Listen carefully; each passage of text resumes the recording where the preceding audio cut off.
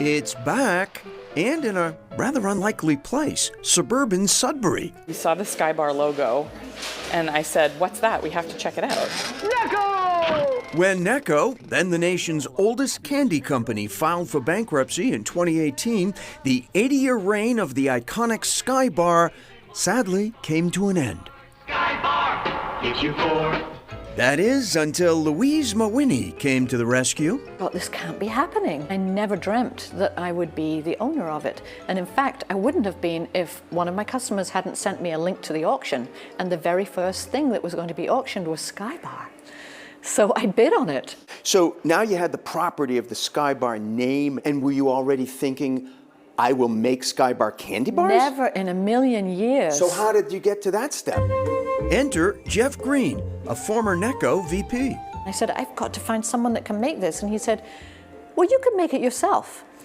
And that was all that I needed to hear.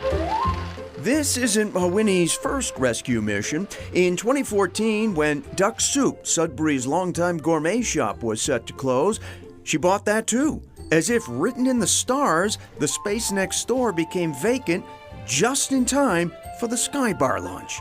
The funny thing was, this space in Mill Village in Sudbury was already zoned for manufacturing. With one stipulation, half had to be retail. So Mawhinney filled it with vintage candy, toys, and windows for customers to view the candy making. A process complicated by 4 different fillings: caramel, peanut butter, Teddy by the way, vanilla with fluff, and fudge, all, as you know, in one bar. It's harder than I thought. I think what's really saving us and saving the day is that we have state-of-the-art equipment. Think 3D printer. Necco never had a piece of equipment that did this. They deposit all 4 centers at the same time, plus the top and bottom. And it's computer-driven. In seconds, you have a finished Skybar. Not everything is computer-driven. That's Frank, Mawhinney's son, sending the bars to be wrapped. Willy Wonka has nothing on Mawhinney. You are it worldwide for making Skybars. You're standing in the world headquarters right now.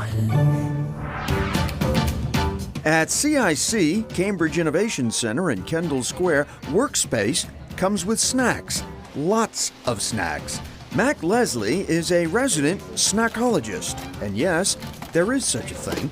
My job is really to provide the fuel that everyone kind of needs throughout the day to help get through all the crazy projects that everyone's working on.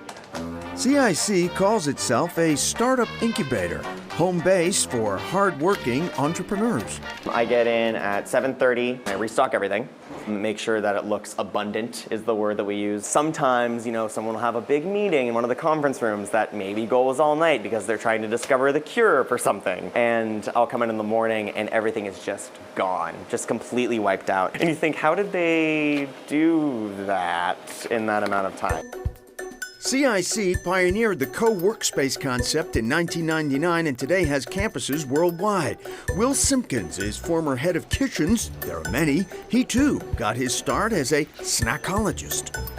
Every snackologist is responsible for 1 or 2 kitchens. Our 11th floor, for whatever reason, is more health conscious than the 3rd floor. But that's not to say that the people on the 11th floor, if they get a craving for some chocolate, they're free to go to any of the other floors. If you're a member of CIC, you have full access to all of our buildings around the world. Such as Rotterdam, where snack in Dutch is tussendoortje.